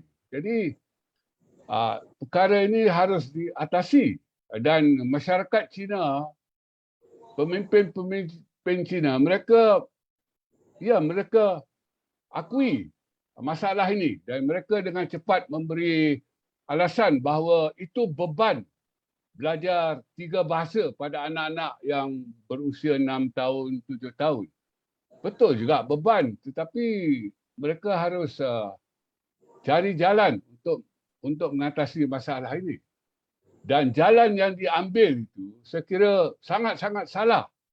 Iaitu sebuah parti politik Cina yang dominan telah mengadakan kursus bahasa Mandarin kepada petugas-petugas hospital. Jadi diminta doktor-doktor bukan Cina dan jururawat bukan Cina belajar bahasa Mandarin untuk mengatasi masalah pesakit Cina yang tak boleh berbahasa Melayu dengan baik. Jadi ini sangat-sangat tak betul. Ini parti politik ni yang pernah menjadi sebahagian daripada kerajaan dahulu dan sekarang.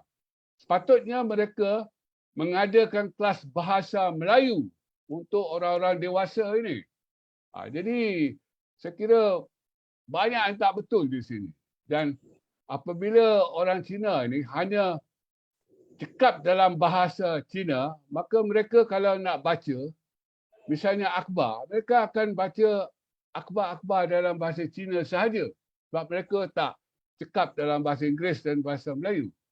Dan kalau mau menonton rancangan televisyen, mereka akan menonton rancangan-rancangan Cina sahaja. Dan banyak rancangan Cina ini adalah di stesen berbayar. Dan rancangan-rancangan Cina ini banyak yang diimport dari negara China, Hong Kong, Taiwan dan Singapura.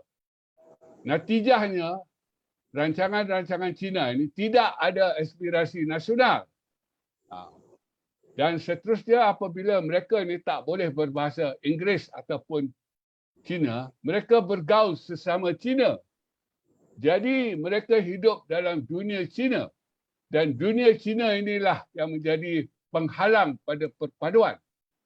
Jadi kalau kita sudah tahu masalahnya tak fasih, maka kita kena cari jalan untuk menjadikan mereka ini fasih.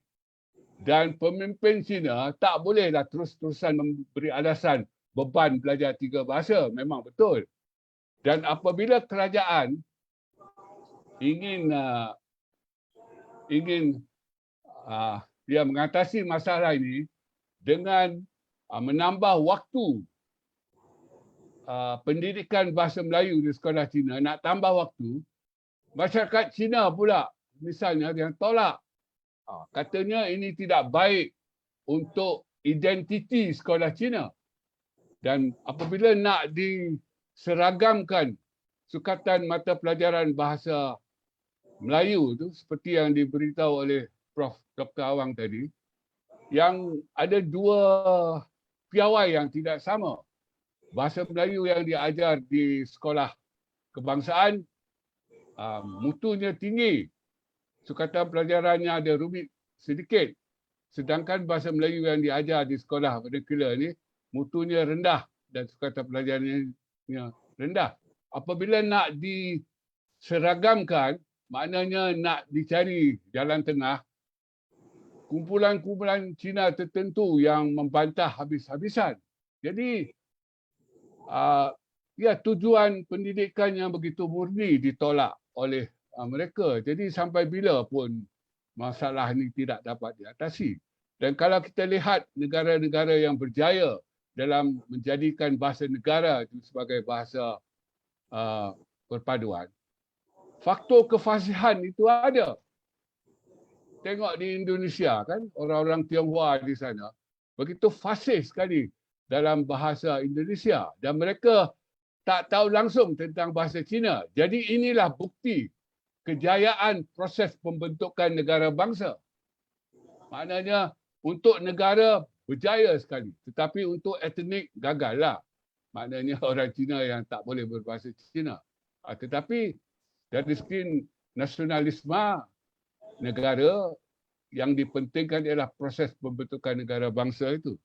Jadi saya kira kita harus berjiwa besar. Kita harus akui kita ada masalah.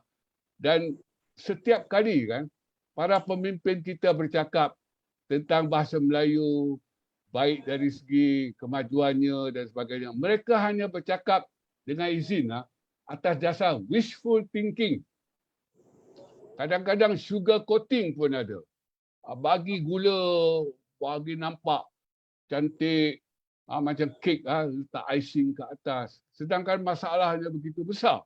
Dan kita dapat lihat dalam agensi kerajaan sendiri, mutu penggunaan bahasa Melayu itu, Kementerian Belia dan Sukan untuk Hari Sukan Negara. Mengapa digunakan perkataan Fit Malaysia? Tak ada perkataan Melayu ke? Malaysia cergaslah. Kan? Dan banyak sekali fitness challenge. Takkan tak ada versi bahasa, takkan bahasa Melayu tak mampu pun nak mengungkapkan fitness challenge. Cabaran kecergasan. Fit Malaysia. Takkan tak boleh Malaysia cergas, Malaysia sihat. Fun run, fun ride. Dan banyak lagi lah. Freestyle challenge, football, sepak takraw dan sebagainya. Mengapa tak digunakan bahasa Melayu itu? Jadi saya kira sikap itu penting lah. Sikap bukan Melayu dan sikap orang Melayu.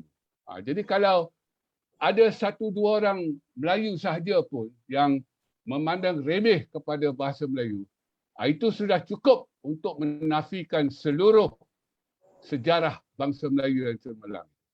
Saya kira setakat itulah. Kalau cakap lagi emosi lah. Baik, terima kasih Prof Teo. Itu luahan perasaan yang telah dilalui. Maknanya kita jujur pada malam ini.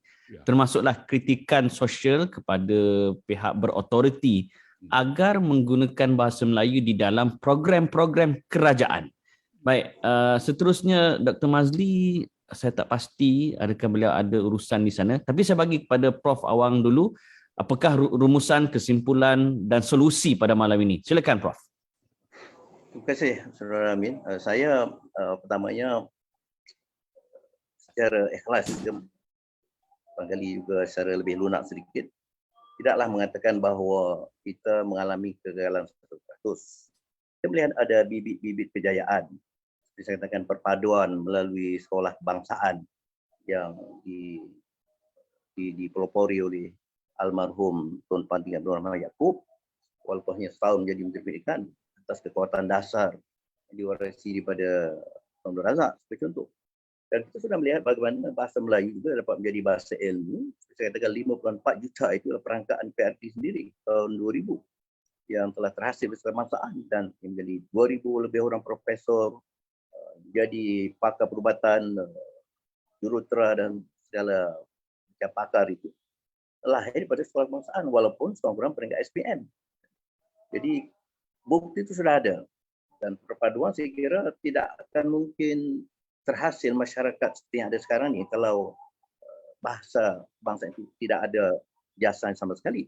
Tapi soalnya yang saya perhatikan, kalau nak dikatakan penyelesaian atau solusi itu tadi, saya masih melihat aspek pemupukan.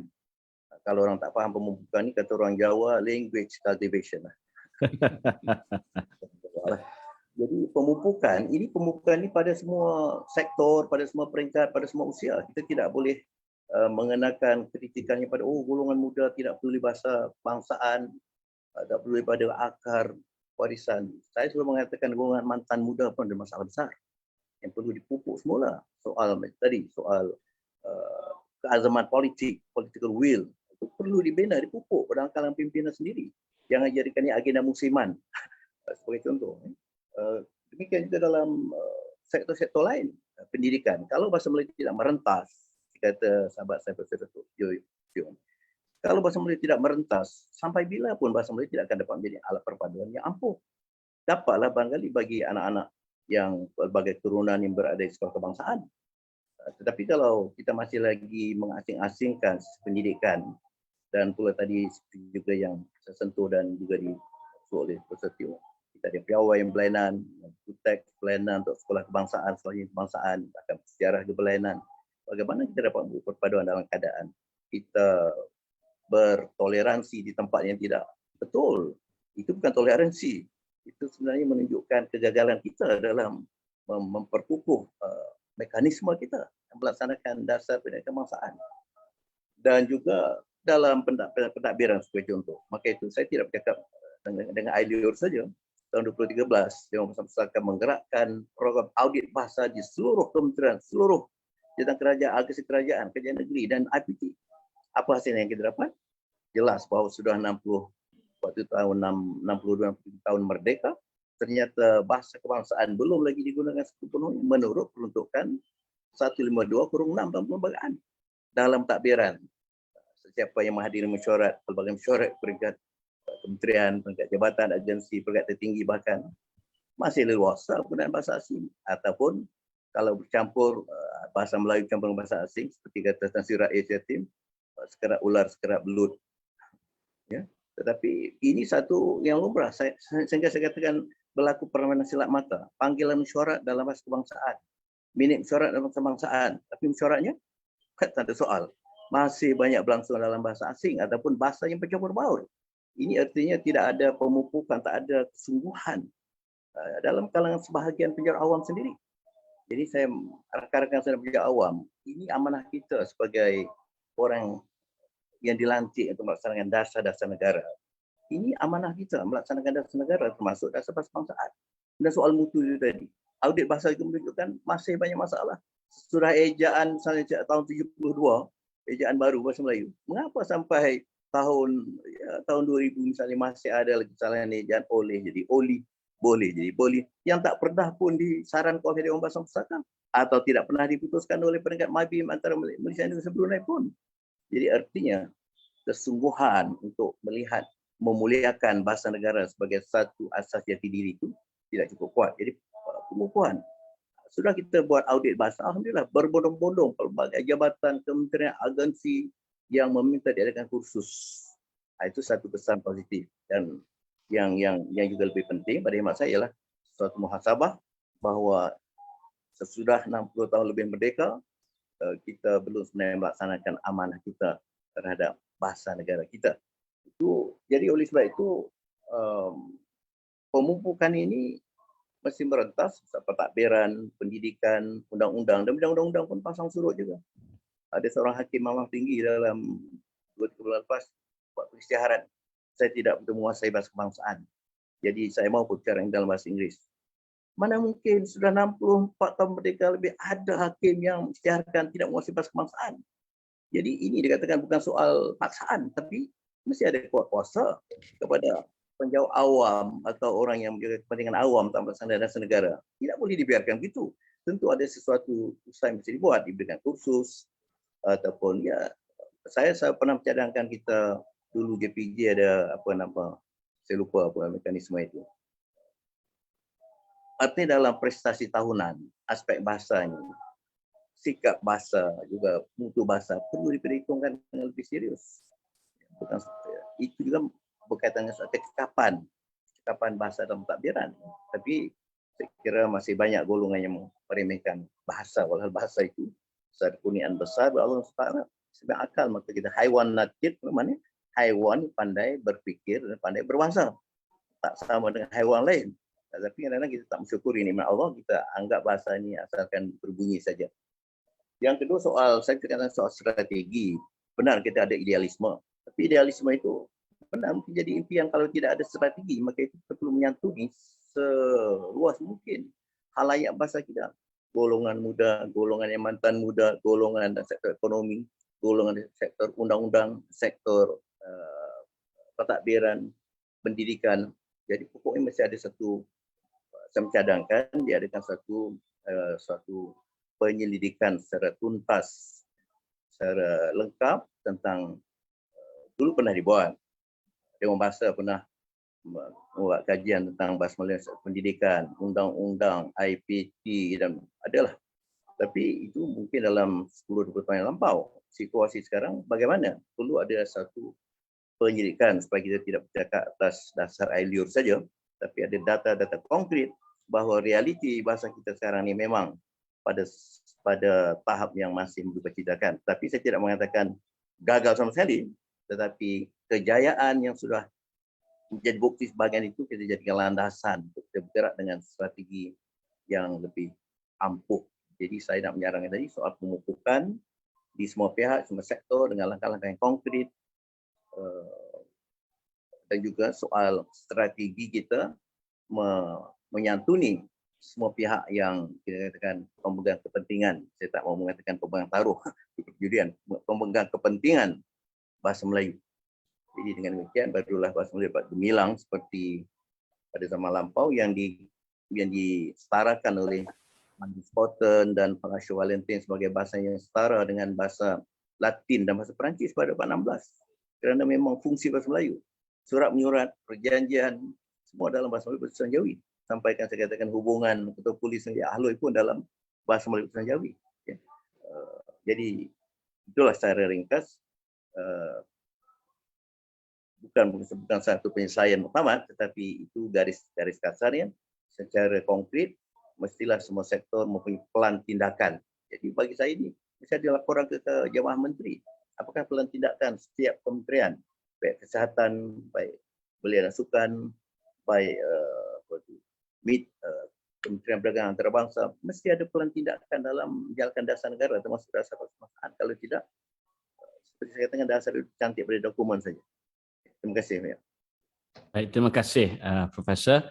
Dan yang terakhirnya, Yang Berhormat Dr. Mazli, yang pernah menjadi Menteri Pendidikan, Yang Berhormat tahulah sepak terjang di dalam usaha untuk melaksanakan sesuatu dasar.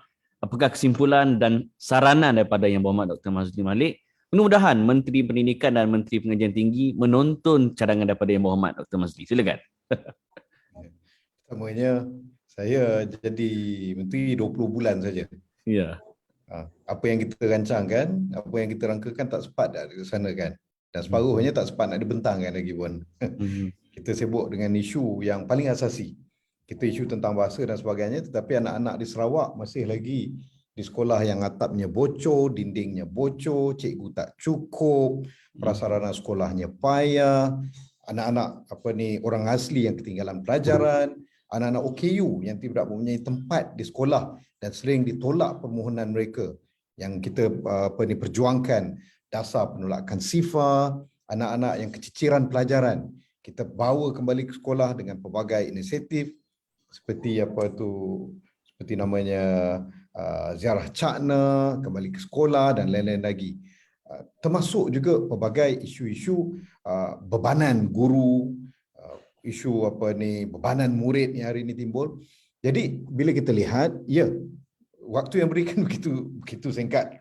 Dan begitu juga kami sibuk firefighting, berhadapan dengan isu-isu yang dibawa oleh golongan-golongan politik, golongan pembangkang waktu itu yang hari ini menjadi kerajaan. Mereka timbulkan isu-isu yang berbau perkauman, isu-isu yang berkaitan dengan bahasa. Tapi hari ini orang-orang yang sama juga, mereka lah yang tidak perjuangkan dan mungkin juga mereka tak layan pun Profesor Awang dan juga Profesor Teo, kan. Mereka di zaman saya timbulkan UEC, tetapi sebelum zaman saya mereka yang luluskan UEC dan sekarang ini mereka juga bersetuju dengan UEC. Timbul golongan chauvinis yang menentang Jawi. Walhal Jawi itu dibawa sebelum zaman saya dan selepas saya tak ada, Jawi itu hari ini masih ada, tapi mereka kata tak ada masalah pula dengan Jawi. Jadi dalam keadaan diganggu-gugat, dengan kita meletakkan beberapa keutamaan aulawiyat kita untuk menyelesaikan isu-isu pendidikan, kemudian dengan diganggu oleh golongan politik berkepentingan, golongan yang rasis politik ini daripada pelbagai parti, saya kira tak banyak yang saya mampu untuk lakukan pada waktu itu. Walaupun aspirasi saya berkaitan bahasa, perjuangan komitmen saya terhadap bahasa dengan mengangkat DBP pada waktu itu, dan saya ingat lagi kelas-kelas bahasa Melayu yang kita sediakan di Parlimen, hari ini tak ada lagi.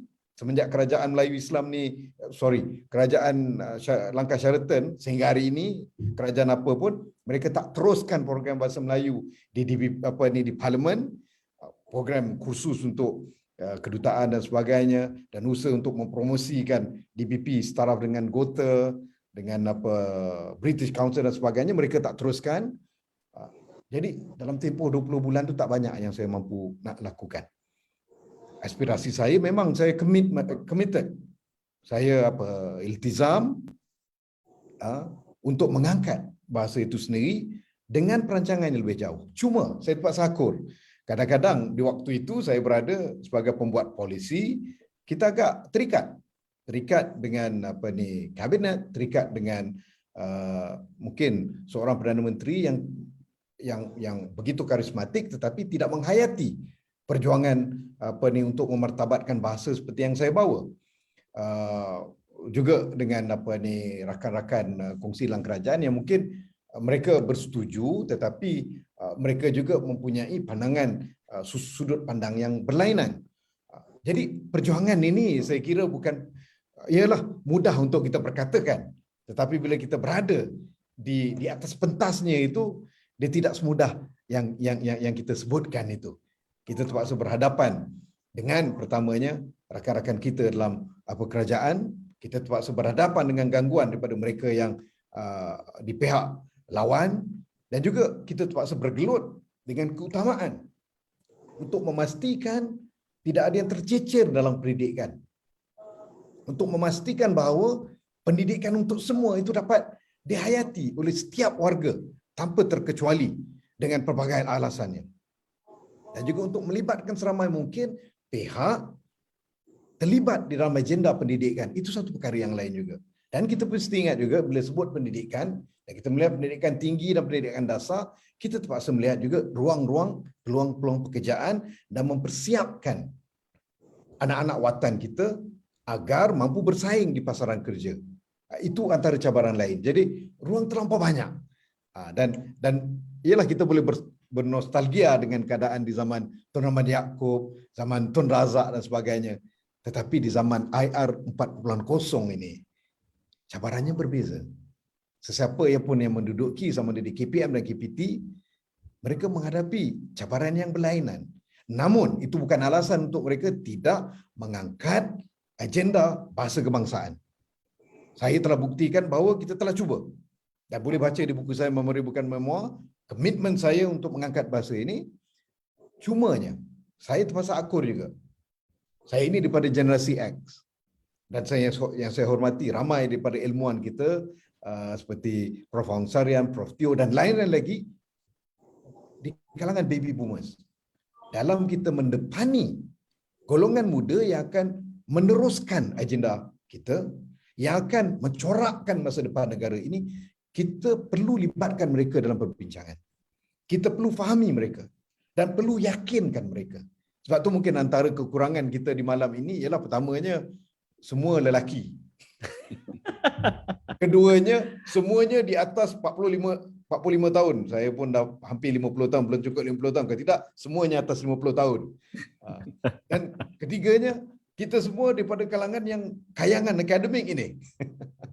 Walaupun saya dah jadi orang politik sekarang, tetapi dari latar belakang akademik. Saya kira sudah sampai waktu untuk kita melakukan libat urus dan kita mengambil pandangan dan cuba untuk meyakinkan golongan muda, golongan profesional, golongan corporate, golongan daripada sudut kehidupan yang berlainan daripada kita, untuk kita fahami sudut pandang mereka. Mungkin ada di antara mereka yang lihat dari sudut ekonomi, ada di antara mereka yang lihat dari sudut perundangan, ada di antara mereka yang melihat dari sudut yang berbeza. Di waktu itulah baru sedap perbincangan kita. Tetapi jadikan orang politik itu yang terakhir untuk bincang. Saya pun kadang-kadang saya masih lagi bergelut untuk meyakinkan diri saya bahawa saya sebenarnya orang politik ini. Sebab apa? Kadang orang politik mereka mempunyai perkiraan politik. Tapi bagaimanapun perubahan itu memerlukan kepada political will. Namun kita tak boleh ketepikan pandangan daripada golongan-golongan yang berbeza itu. Tapi secara dasarnya saya menyokong kuat dan juga mengangkat apa yang telah dilontarkan sumbangsaran oleh Profesor Dato' Awang Sarian dan juga Profesor Teo Kok Siong dan kebanyakan kita yang berada di sini. Kita perlu memartabatkan bahasa Melayu, bahasa kebangsaan kita, menjadikan identiti kepada negara itu sendiri, tetapi dalam waktu yang lain kita tidak boleh juga mengetepikan cabaran dan juga tuntutan zaman waktu ini yang begitu rencam dan agak berbeza. Jadi perlunya ada pendekatan yang agak berbeza. Perlunya ada iltizam yang di luar kerangka kebiasaan yang kita alami sebelum ini. Bahasa yang kita gunakan juga tidak boleh lagi semata-mata bahasa perundangan dan juga bahasa kuasa, tetapi kena lebih membumi kepada tuntutan semasa itu sendiri.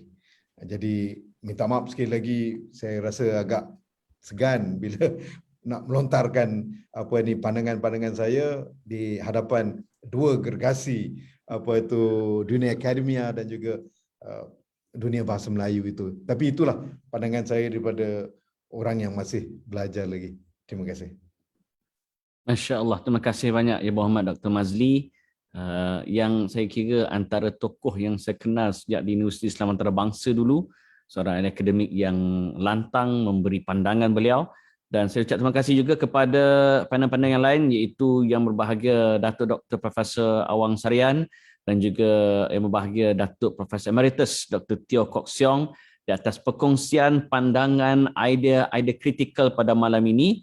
Dan terima kasih juga kepada pihak Aksin, khususnya Tuan Haji Insinyur Muhammad Jamaluddin di atas kepercayaan pada saya. Dan sebagai penutup, saya suka bila Yang Muhammad Dr. Mazli sebut perlu kita libatkan generasi-generasi muda dan kalau boleh kurangkan bahasa-bahasa otoritatif, bahasa-bahasa kuasa, bahasa-bahasa yang terlalu kayangan. Sebaliknya kena lebih membumi, khatibun nas ala qadri uqulihim, berbicara dengan manusia pada kadar pemikiran mereka.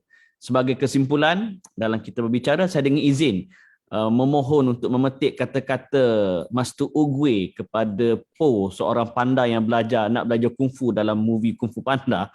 Dia kata dengan izin dalam bahasa Inggeris, yesterday is history, tomorrow is a mystery, but today is a gift. That's why it is called the present. Maksudnya semalam adalah sejarah, esok adalah misteri. Kita tidak tahu apa yang akan berlaku, tetapi hari ini adalah satu hadiah. Sebab itu ia disebut sebagai keadaan semasa. Oleh itu, apa yang kita bincangkan pada hari ini sangat penting agar kita dapat mencorakkan masa depan lebih baik untuk bahasa kebangsaan menjadi alat untuk perpaduan. So, terima kasih sekali lagi pada pihak yang menjadi panel-panel dan juga kepada semua yang menonton dan penganjur. Saya mohon mengundurkan diri. Jumpa lagi. Assalamualaikum warahmatullahi wabarakatuh. Terima kasih banyak YB Mazli, terima kasih Prof Awang, Prof Teo, Amin Idris, masih jazakallah khair. Assalamualaikum warahmatullahi wabarakatuh. Waalaikumsalam warahmatullahi wabarakatuh. Ada forum seterusnya InsyaAllah. untuk golongan muda. Saya mohon mengundurkan diri. Assalamualaikum. Terima kasih banyak. Jazakallah. Assalamualaikum. Salam. Jumpa lagi Prof Teo. Ya.